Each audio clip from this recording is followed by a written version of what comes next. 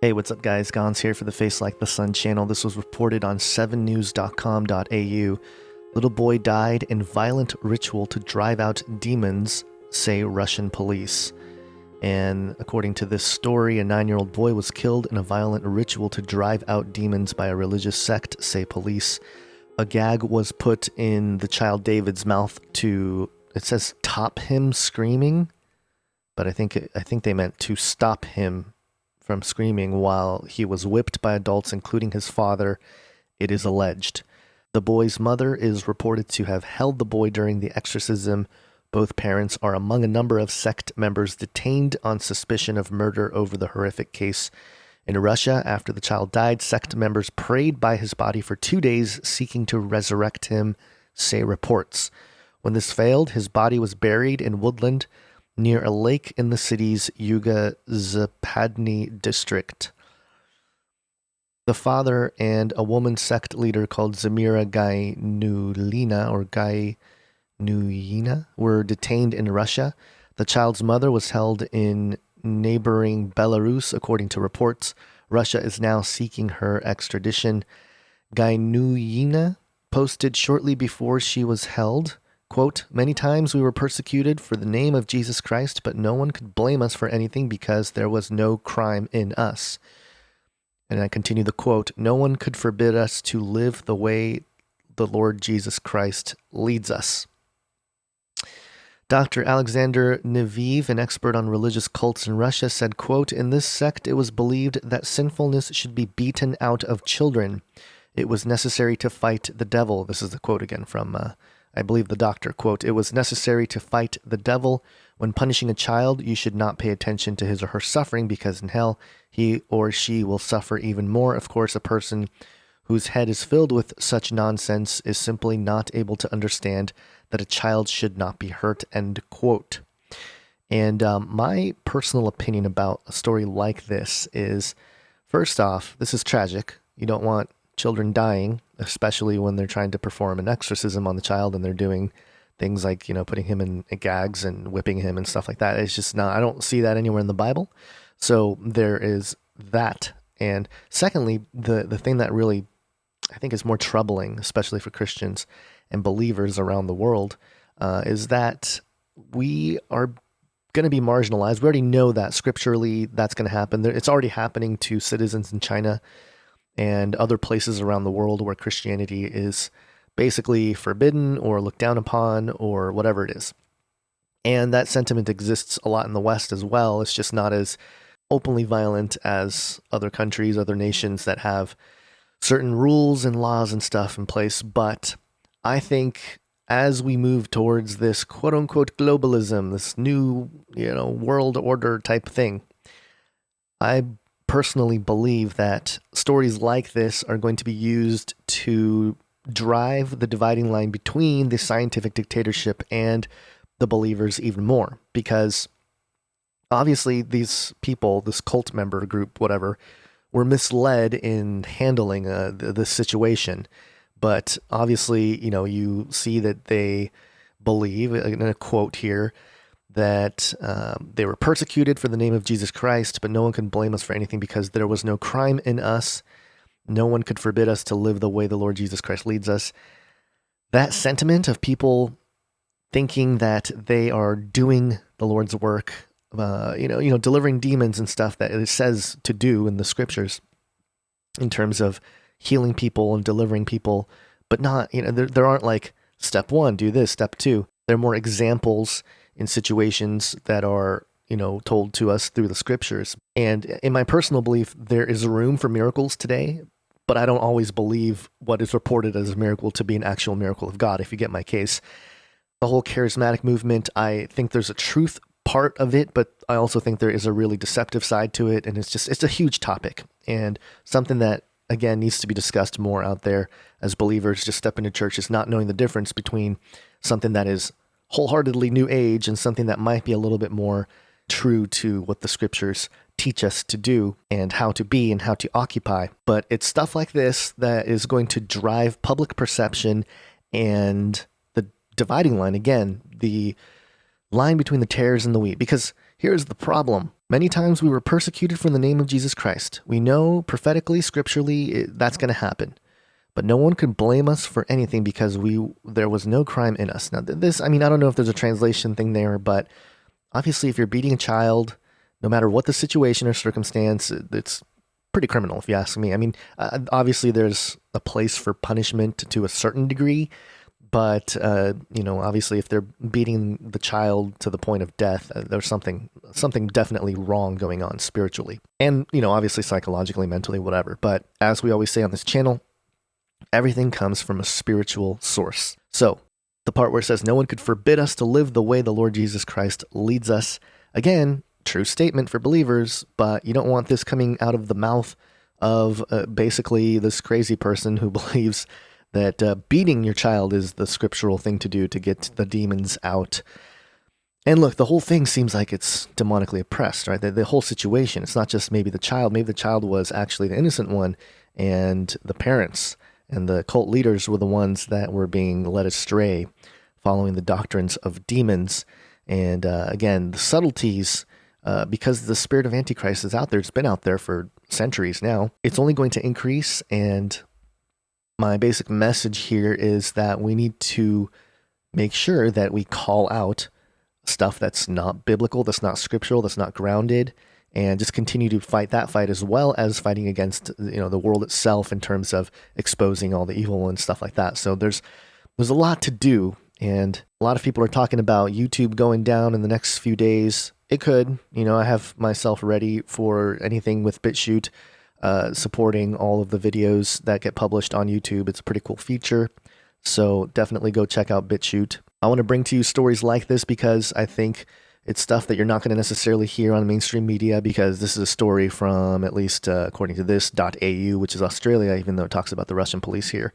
In any case, I want to keep bringing you these stories from around the world because as, again, this globalism, New World Order thing takes place, the sentiment for different belief systems, different people groups, all of that is going to come to this world stage where everybody gets to sort of determine if they're worthy of citizenship in this new world. And obviously, we know that we are citizens of heaven. We are children of God when we are saved, and we belong to a new heaven and a new earth when restoration truly takes place, not this temporary Tower of Babel 2.0, Days of Noah, one world religion, one world government system. Other reports, this is International Business Times. Technology, half human, half robot soldiers will be here by 2050. U.S. Army, here's what they can do. Cyborg super soldiers with technological enhancements to the ear, brain, eye, and muscles could be technically feasible by 2050 or earlier, according to the U.S. Army. Of course, it's because they probably already have some of these folks. So the U.S. Army did, or actually the Department of Defense did a report here, a year-long study titled Cyborg Soldier 2050 Human-Machine Fusion and the Implications for the Future of the DoD, which was conducted by the U.S. Army's Combat Capabilities Development Command and details what soldiers of the future might look like. The study identifies 4 main areas of the human body which can feasibly be technologically modified to create super soldiers. These 4 areas are as follows: eye implants for infrared and ultraviolet vision, muscle restoration and muscle control bodysuit, ear implants to improve hearing and communication, mind control tech using brain enhancements. And there you go. That's the report. You replace your eyes, your muscles, your ears, and your brain. What are you? Is that really you? Is you taking advantage of your heart and the rest of your bones and organs and stuff? Very strange, very strange. And of course, this is no surprise to people of this channel. We've been reporting this for years, but now the DoD is saying, hey, we can do it. We're going to do it. And we're going to do it. We're going to make super soldiers. Meanwhile, we got super soldiers that are probably already out there with some of these capabilities. And, who knows if they're doing black ops or even deeper op missions. And it's crazy how mainstream the whole CIA mind control experiment thing has become. And because they're really, again, they are highlighting only a few people who are talking about this. This guy, Stephen Kinzer, he's the only person that's being highlighted in the mainstream talking about the CIA based on his book. And in fact, This is something that I think I've mentioned in a video before, but it was interesting how Amazon basically told Aaron and Melissa over at Truth Stream Media that, hey, we can't carry your film, The Minds of Men, because we just can't. Sorry. And so you can't find Minds of Men in Amazon, but they featured this guy's book, this book from Stephen Kinzer about mind control in the CIA. It was featured on Amazon. So obviously they are controlling the narrative, but they're also doing so because they don't, the public isn't ready for the really disturbing stuff that's going on. They think that's all science fiction and TV shows, and they're just kept in the dark. But, they have to let out a little bit like, hey, yeah, we had LSD experiments and mind control experiments. And so there's a certain level of vindication, but there's still that gap because people still believe that the really crazy stuff just didn't happen or hasn't happened. And certainly if they're telling us this much, you got to keep in mind, there's probably a lot more going on. And the last story I'll talk about real quick is this Daily Stock Dish, which was actually published on Washington Times on November 20th, but they're republishing it now. This is a story that's been out there, and Zoltan Istvan, transhumanist, joins presidential race as a new type of Republican. And so this is very interesting because, of course, in 2016, he started his whole campaign, the Transhumanist Party. And we've reported on the Transhumanist Party how this guy Zoltan Istvan actually stepped back from the Transhumanist Party as a candidate for the Transhumanist Party to run for president. And he's allowed these different candidates to basically take hold of that party. And I think, we reported on a guy who thinks he's a alien hybrid and a cyborg, and there's all kinds of crazy people that are doing it. And but this is different because now Zoltan, he wants to get that Republican ticket, which is very interesting. So look at the methods here. So transhumanist Zoltan Istvan has declared he's running for the White House as a Republican, complete with the campaign motto, "Upgrading America," a task he believes can be accomplished through futuristic technology and science. One new press report describes him as, quote, the cyborg who is running against, this should be against President Trump. I don't know why that sentence stopped there. Appears ready. Okay, maybe the editor here didn't finish editing. But it says here, quote, my team and I are ready to really push hard, get on primary ballots, and see if we can get conservatives to be more open-minded about the future. We're excited that they will open up so that the far left doesn't totally own radical science and tech in the future. Look at that, appealing to the conservative right. We think we can be instrumental in getting to GOP and libertarian conservatives to broaden their perspectives about these things, he told the Washington Times. And he said, you might know me as a Silicon Valley futurist, a transhumanist activist, or a science candidate. I've written books on science and technology, hundreds of articles you'd find in outlets such as New York Times, Vice, blah, blah, blah. And it's, we know who you are, Zoltan. We know, what you've been up to, the whole immortality bus and the whole deal. And we've reported on him for years now. But this is interesting that he's going up against Trump and trying to win the Republican ticket and sort of following the footsteps or the model by which President Trump laid out in terms of how to win an election in the United States in the beginning of the 21st century. So anyway, here's something that I wanted to mention with this, because there's a thing out there called techno-conservatism, and we're going to start seeing a category, I guess maybe the Republican or maybe even just the conservative side of things, politically speaking, is going to change. Obviously, it's all going to change. It's all going to become much more technocratic, and it's going to slowly happen because here's the thing. There are a segment of the population who understand or are looking at the future technologies and are very excited about it because it's going to root out corruption and all this stuff. But at the same time, there's another group saying, no, we shouldn't advance these things because we're going to basically start playing God. And the dichotomy there, it's going to start dividing us politically all around the world. And I mentioned earlier about the sentiment against Christians with that story about, the Christian cult or whatever trying to exorcise demons on a little child and ends up killing the child. Well, that sort of thing is going to shape how the technologies are implemented or what types of people are even allowed to access the technology. And so here's what I'm talking about. According to hpluspedia.org, technoconservatism is a view that takes seriously the linkage between ongoing technological change and the threats to society and humanity. Unless the engine of change is brought under serious control, they say, technoconservatives say, technology is going to inflict terrible damage on the planet. And later it says here, technoconservatives want to cry out, enough! They want to find ways to apply the brake on our technological steamroller, or to change the metaphor, to rip out the power cable that keeps the engine of technological progress humming, where technologists keep putting more opportunities into people's hands, opportunities to remake what it means to be human. Technoconservatives argue for a period of prolonged reflection. Quote, let's not play God, some of them might say. Quote, let's be very careful not to let the genie out of the bottle. And I'm pretty much in this group if you have to label me as a political group. And, I guess we're just sort of skeptical of the techno-utopia that is being pushed out there. And this is just one camp of the tension that is foreseen into four separate groups. And actually, I bring up the skepticism because, according to this transpolitica.org article, there are 4 political futures. Which will you choose? This is actually from 2015, but I think, it's this thinking like this that is going to become more prevalent and normal as we move into the 2020s.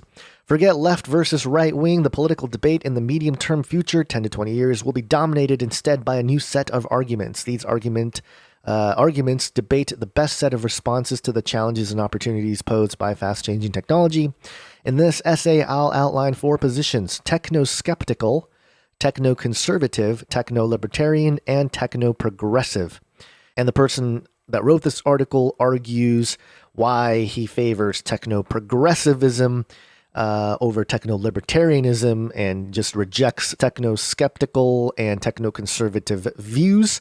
But let me go through real quick what he says. So basically he's talking about, technology and how it's changed the world and we're going to keep progressing and things are better now and blah, blah, blah.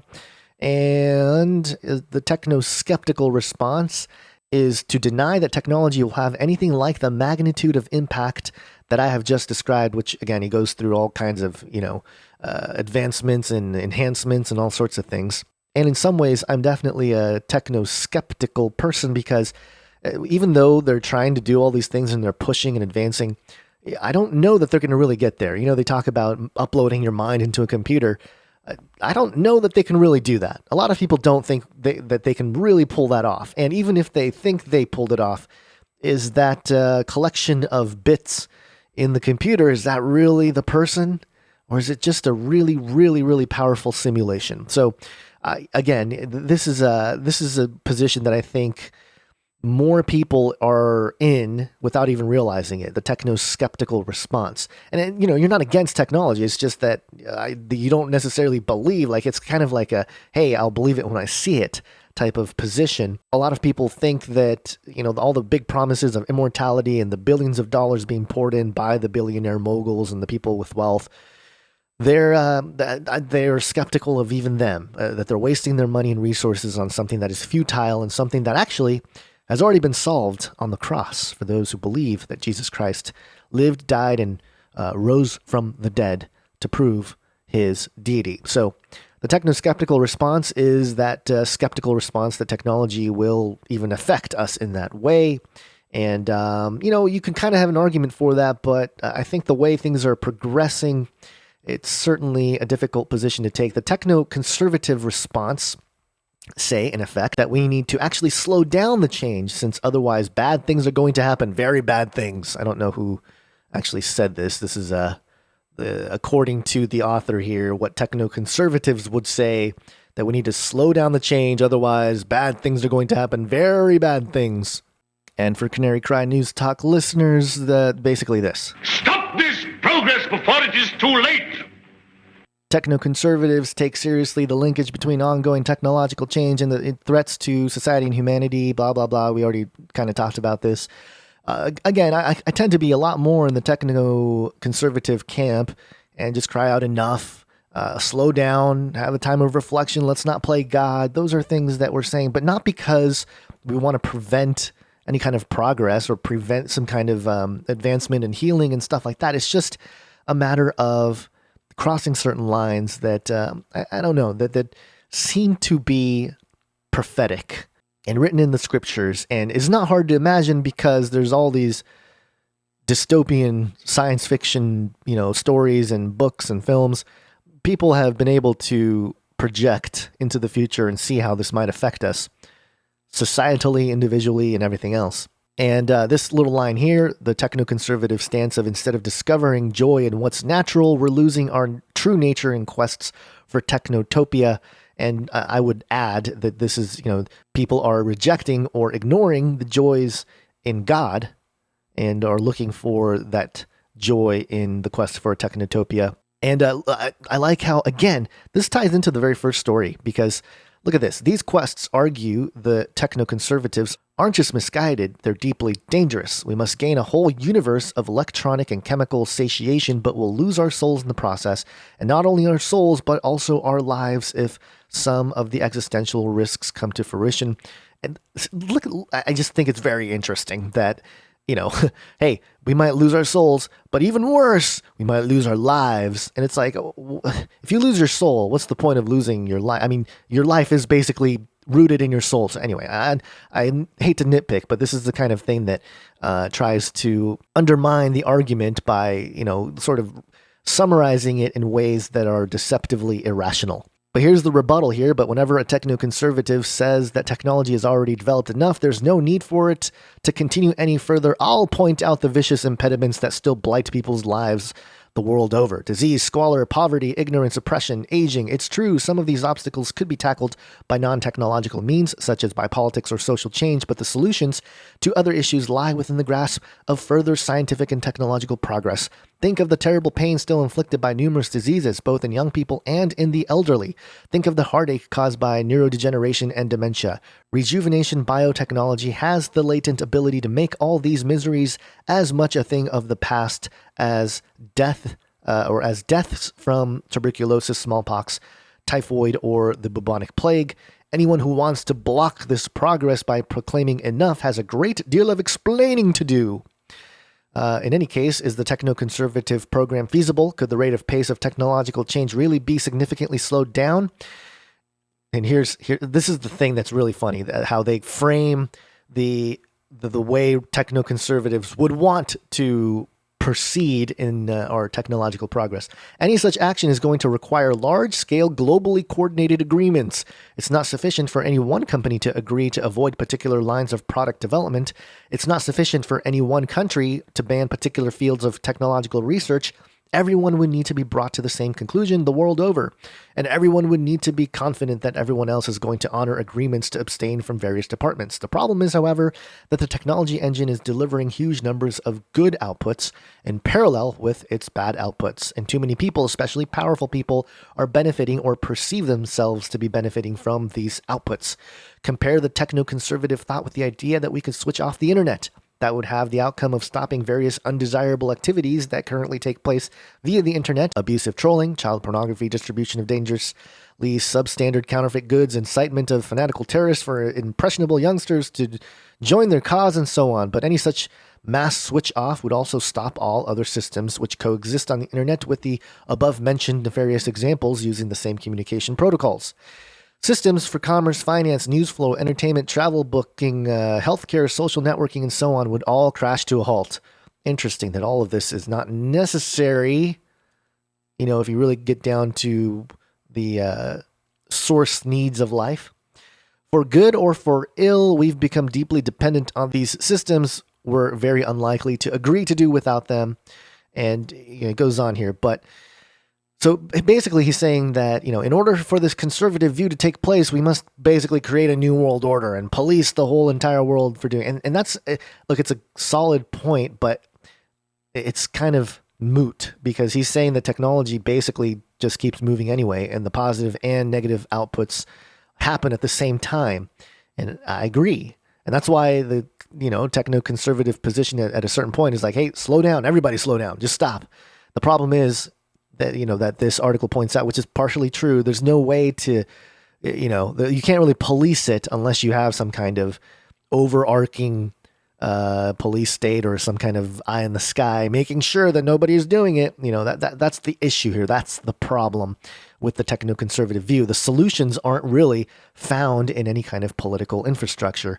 And that's why, again, even within the techno-conservative camp, I'm sure there will be different groups of people like myself maybe, that might be labeled techno-conservative, but in reality is more of a warning and not so much of a person who is promoting or suggesting any kind of legislative or, again, political or even military infrastructure to police my views upon the world. That's not really my stance. And so, again, this is a conversation that's going to become even more present and probably become the source of discussion when it comes to politics in the next decade. The next group I wanted to really point out here and highlight, just so you guys are aware of it, the techno-libertarian response, direct opposite of techno-conservatives. Basically, while techno-conservatives say, stop this progress before it is too late, techno-libertarians say, go faster, bigger, better, stronger. And techno-libertarians don't want any kind of hindrance. They're saying, just push it forward. And even within this group of techno-libertarians, look, there's an element to it that I understand with techno-libertarians. It's like, hey, look, we have the ability to heal and to help with these systems based on these technological and scientific developments. Why aren't we doing it? We should do it. And yeah, sure, I guess there's a certain level that you can push forward and do that, but the problem here is that is outlined here in this techno-libertarian spectrum section here, where, basically there's a normal techno-libertarian who's aware of the social well-being and all this kind of stuff, but there's a less charitable account, which he calls a subset of techno-libertarians, with a different motivation. Quote, they don't particularly care for the well-being of all humanity, rather they focus on their own well-being. In some cases, they're prepared to risk the destruction of large swaths of humanity, perhaps even the entirety of humanity. They embrace that risk because they believe the only way for technological progress to proceed as quickly as possible is to play fast and loose with all the risks. So there you go. You have this kind of selfish version of the techno-libertarian. But even more, there's a contrast to the techno-libertarian, which is the techno-progressive response. It says here, techno-progressives share with techno-libertarians the core proposition sometimes called the central meme of transhumanism. That is, that it is ethical and desirable to improve the human condition through technology. Both positions see very important positive roles for science and technology, and also for the productive energies that can be unleashed by entrepreneurs, startups, and other business groupings. And this is key. The difference between the positions is the question of whether political and legislative intervention can have positive outcomes. Both groups are aware that in practice, political and legislative intervention is often cumbersome, self-serving, misguided, and unnecessarily hinders the speedy development of innovative products. The groups differ in whether it's worth seeking better politics and better legislation. So, in other words, the techno-progressive crowd believes in all the same things that techno-libertarians do. Go forward, push forward, let's make that technology happen. But one big difference is that they believe that they can change it through politics and better legislation. And this techno-progressive position is basically what Zoltan Istvan is when it comes to his position here. So even within the Republican Party that he's trying to run for, basically what he is pushing is a techno-progressive position. And the fact that he's having this, he wants to have this conversation with conservatives. I mean, he's going to have to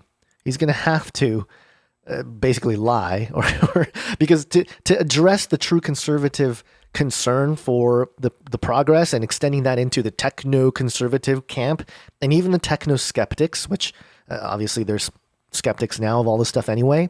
How are you going to convince them to support you in a technological legislative type of system without showing your card of being a techno-progressive? And I'm sure he has some connection to the techno-libertarians as well, because the techno-libertarians are kind of the lab rats, the unregulated people out there just that have access to the technology, doing it on their own will. And those are the people that actually push the limits in terms of what is possible with the technologies without any kind of legislative or government consequences. So really the technolibertarians assist in the techno-progressive dream of a techno-utopia. And I feel like I've said techno so many times that the word is starting to not make sense. Anyway, I wanted to bring all this stuff to you because it all ties together in where we're headed here into the 2020s and 2030 agenda and all this stuff, which is that the technology that is in our hands is going to continue to increase in ability, is going to increase in capability, in application and implementation. All these things are going to change the way we view each other, or at least affect the way we view each other. And it's going to affect humanity, the psychology of humans. It's already being affected, obviously, but it's going to continue at a larger scale. It's going to really split people from people that are awake and aware to people that are really in it and just buy everything that they're being told. And it's a very sad and disturbing thing taking place, but that's why we're here. We're trying to spread the message of at least waking up to that level. But then there are deeper levels here about the truth about nature, about reality, and where we're at, because the ultimate root problem here is not a political system or even the technology itself. It's the human heart, the human condition, the human desire to make things better comes from a place of being fallen in the first place. Someone pointed out on Twitter recently, and I don't know the source here, I'm not going to go looking for it, so I apologize for whoever said this, but basically there was a headline that talked about redesigning your body, and I think it was actually Run to Christ. Maybe it was Run to Christ. And he basically pointed out the fact that they're saying redesign implies that they're admitting that the body was designed. And biology, all this stuff was designed. And so really we're getting to this place where it's undeniable that there is a God. And the more the technology is pushed and the science is pushed, the arguments are going to become much clearer. Either we are designed and we are effectively trying to play God, or we're not. And if you think we're not, and if you think that there is no God, then good luck to you, because you're really risking humanity as a whole, which, by the way, the Bible warns about this time in the future where iron will mix with miry clay, and they won't cleave to one another. They will mingle with the seed of men. The passage in Revelation 9 talking about those who seek death but don't find it. A worship of an image, which throughout the Bible is told as an inanimate object, which has no power, all of a sudden has the ability to speak and desires worship or be killed. All these things are possible under this philosophical worldview of, hey, there's no God and we are God. So that's all I'm saying. That's the message of this channel. It's been the message throughout the existence of this channel, and it will continue to be the message pointing to Jesus Christ as the actual liberation from all this stuff, not the technology that is in front of us. Something supernatural already happened, folks. Death was already conquered on the cross 2,000 years ago, and that's the real message here, not immortality via injecting nanobots into your bloodstream. Have an awesome day, guys. God bless.